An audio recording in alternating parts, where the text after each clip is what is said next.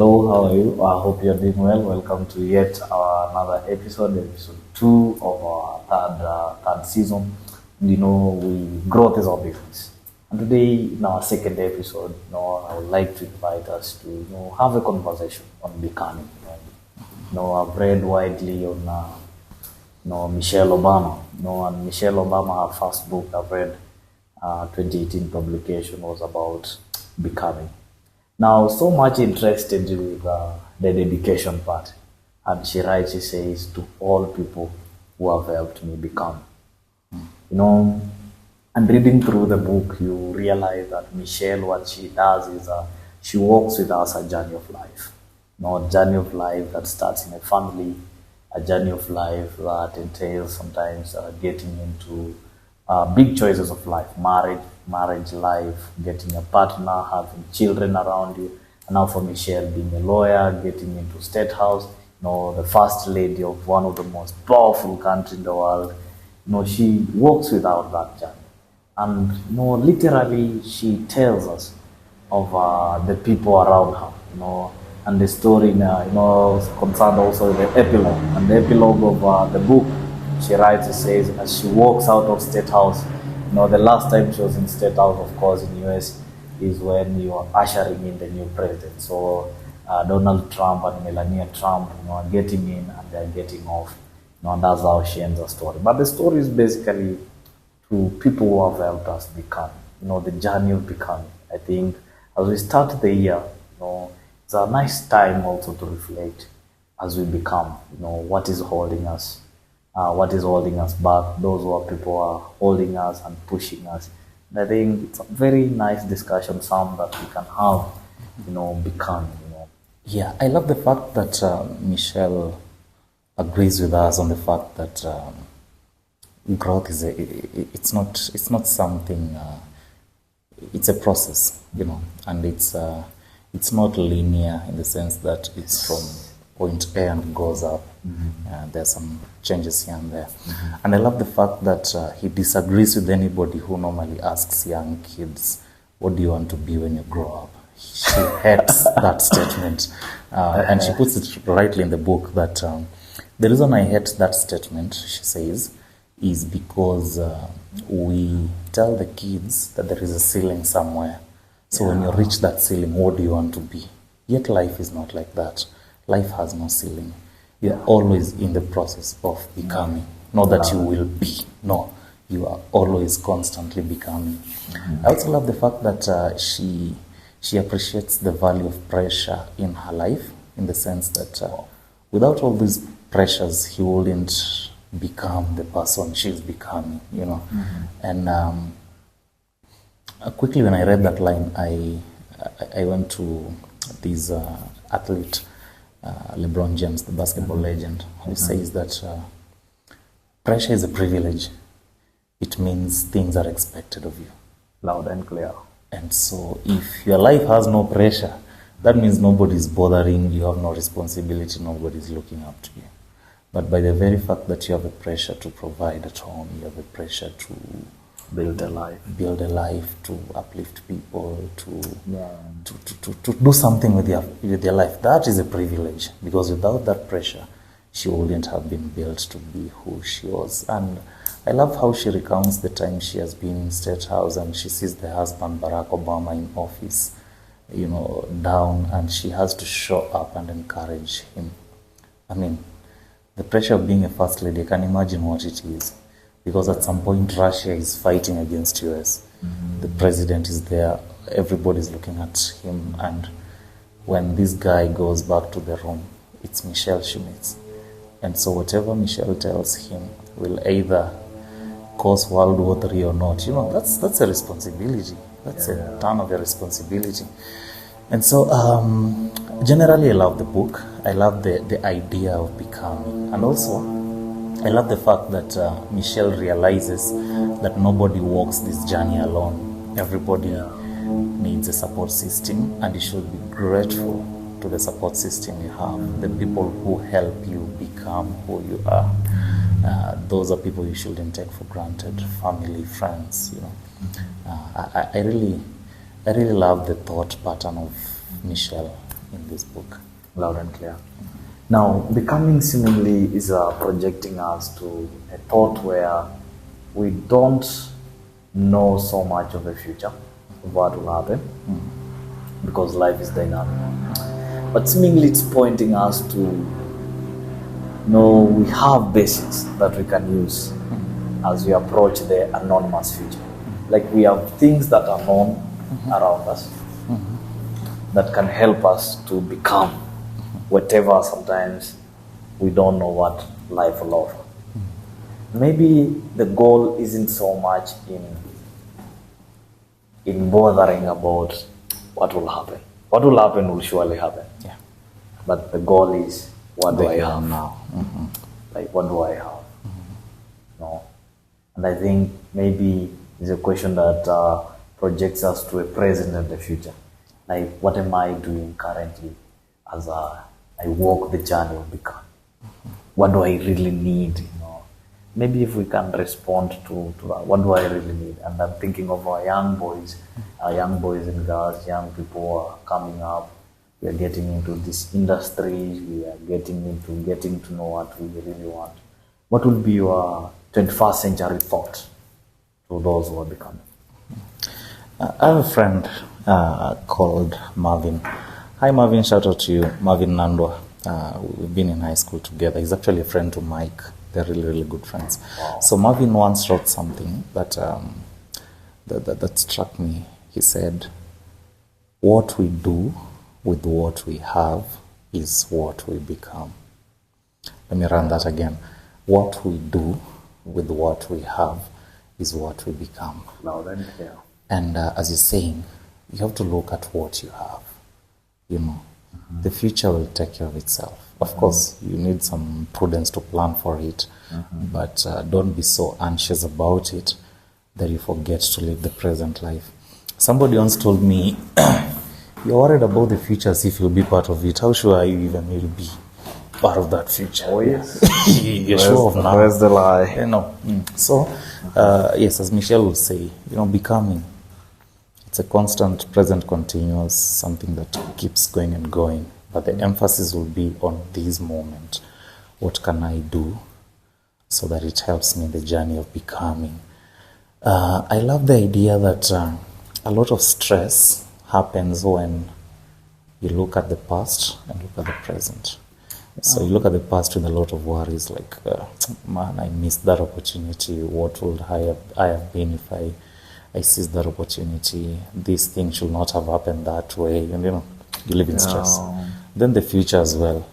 Now, what's life going to look like? What will happen? Yeah. What will not happen? Exactly. So you realize that if you live in these two loops, you'll constantly be worrying about something. But if you live in the present, you'll come to actualize the serenity prayer. Give me courage to do what I can. Serenity to accept things I cannot change. Courage to change those that I can. But above all, wisdom to know the difference. There is power in living in the present moment, I believe. I've come to learn that the hard way. There's a lot of power in living the present moment. Because, as you said, what will happen in the future. You might not have a lot of influence on that. What has happened has already happened in the past. There's no way you're going to change it. But for the present, that's all you have. Can we do something that can influence our future? True, yeah, clearly. Now that seemingly we don't have much of control of what will happen. But now the human sense of pride, of control, like maybe I should keep doing this that I'm doing. What do you think of doing something for? Because no, I'm not against planning, and I'm not against designing a future that you want. What I'm against is putting more emphasis there that you overlook the present. Because clearly you need to have plans, you need to have a short-term goal, long-term goal, and you need to, the problem comes in when you focus so much there that you leave the present unattended. That's where the vice comes in. And so, if you want to influence the future, clearly, the power is in the present. Whatever you do in the present is the one that will influence the future. So I'm not against planning. I'm not against having visions. I'm not against having strategic plans. I'm not against having resolutions. My problem is the attention there should not be more than the attention here. Yeah, loud and clear. Now, maybe to help our young men and women who are coming up, what will be your simple suggestions? Suggestions to how we should, what we really need to become.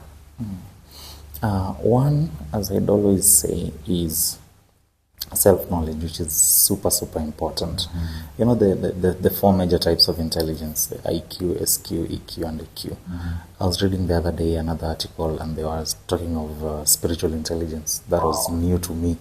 And trying to understand what it is, the author was saying it's the ability to find meaning and fulfillment in your life, designing a value system, and being able to connect to a higher being. That's what will be termed as spiritual intelligence. And so, for me, if you want to, things that can help you become, one, self-knowledge. Know your strongholds. Yeah. Know what type of intelligence you have. You'll have something. You can't miss all the four. You can't. Yeah, you can't miss all the four. If you're not good at IQ, maybe you're good at EQ. If you're not good in that, maybe SQ you're good. Maybe AQ you're good. And so, once you've known the strength you have, you build on that. And I've always believed in, there's a book, actually the one who gifted me. It's called Now Discover Your Strengths. Oh, yes. Yes, I love what the authors have done there. That while everybody else in the journey of growing and scaling, while everybody else is trying to work on their weaknesses, for them they advocate on strengthening your strengths. All right? If a company is falling, clearly, guys will come and say, where have we gone wrong? What's our weakness? What's our weak point? Can we lift it up? These guys are saying, no, that is outdated. What you need to do is to know where are our strongholds and how do we push that forward. So the tools, one, know yourself. Two, build your strengths. Number three, becoming is not an individual journey. You need a support system. You need people. You need send people around you. Yes. Yeah, that's what I can offer for now. I know. Look, I can't agree more.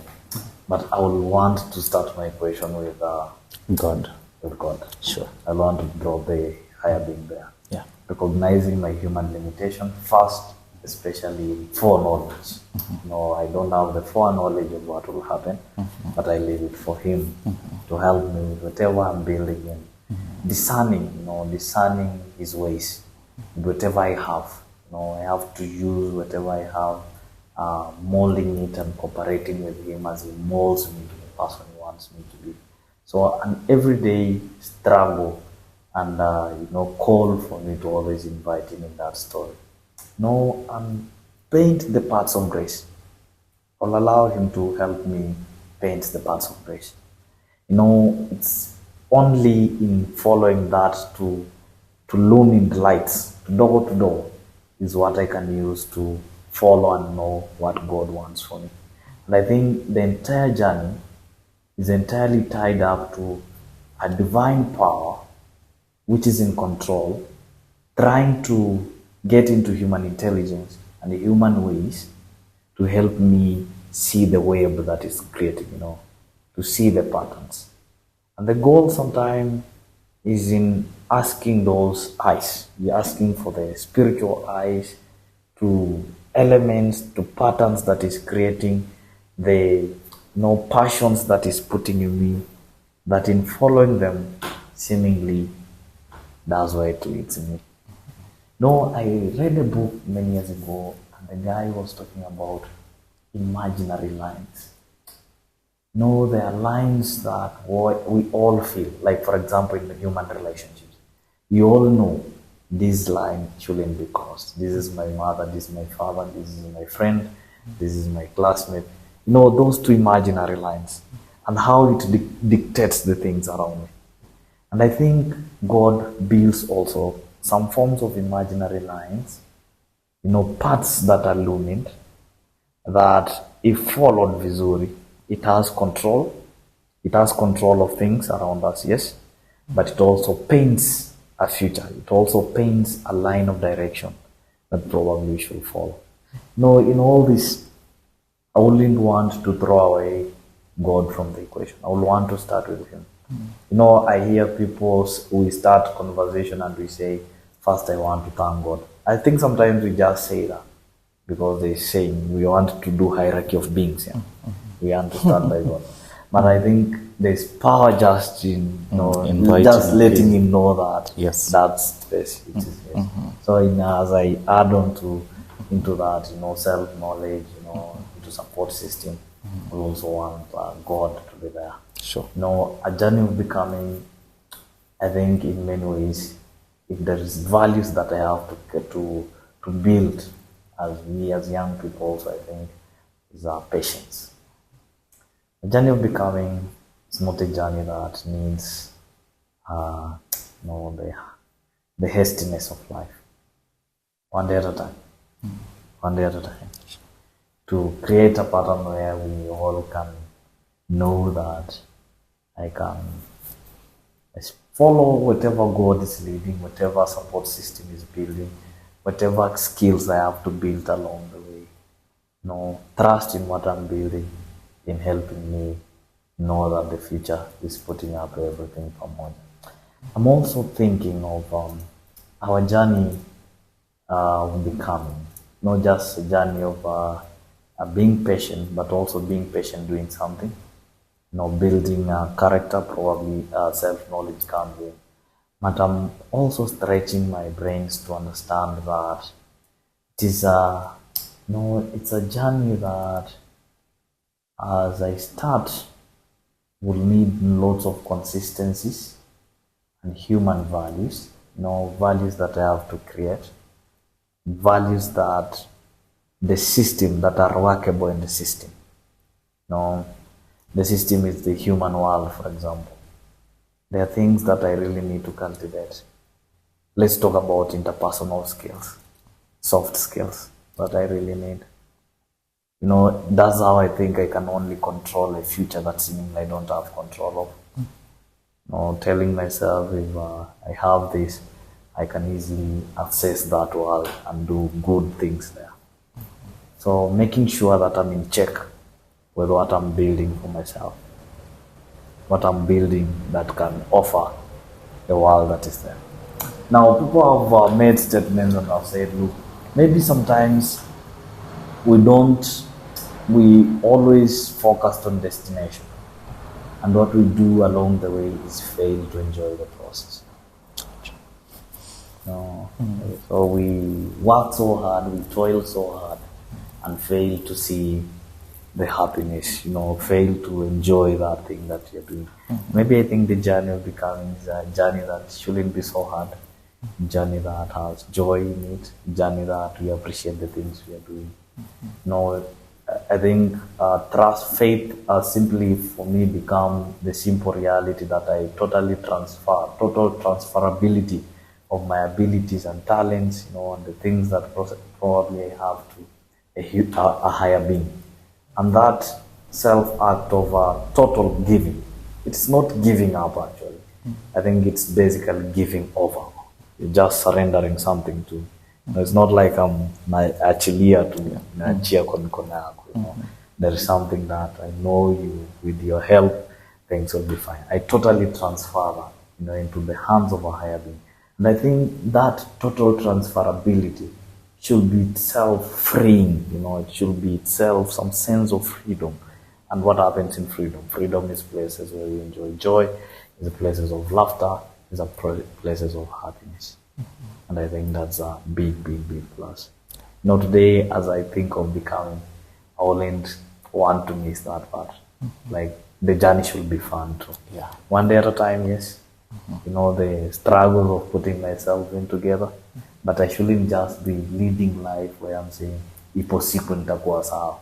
So ipo siku yangu is going to just projected to na huko mbele zaidi. But I also remember that I got a life, man. Yeah. Because you just never know. And as we sum this up, Just remember the words of this American actor, Dwayne Johnson. You know him as The Rock. Yes. Yeah, he said, you can either choose to say one day or day one. Yeah, and so if you want to be intentional about becoming, you can say one day I'll be this, or you can say this is my day one of being this. And so you enjoy the process in the end. And when you look back, I always believe when you look back, all that work will pay. What's the best you hope for in our journey of becoming? The best we hope for is that we understand it's a journey, and just as any other journey, it's not always a smooth ride. And so on the rainy days, on the dark days, you have to keep your head up and move. And even when you feel you're alone in this, make sure you have a strong support system that will help you become who you want to become. Loud and clear. And above all, to God to grace all this. You know, it's different when it has amazing graces. You know, grace becomes literally favor, literally merit that me and you sometimes know we don't have, but the divine power will always offer us back. So thanks so much, Sam, for Thank you for this episode, and I hope you'll still keep learning from us. Paul Coelho, in his book The Alchemist, speaks about the beginner's advantage. Says that if the day you make that resolve to be intentional about something, the universe gives you that beginner's advantage. And so I hope today you decide to begin, because you're pretty sure that the universe will give you that beginner's advantage. And hope to see you again in the next episode. Until next time, thank you.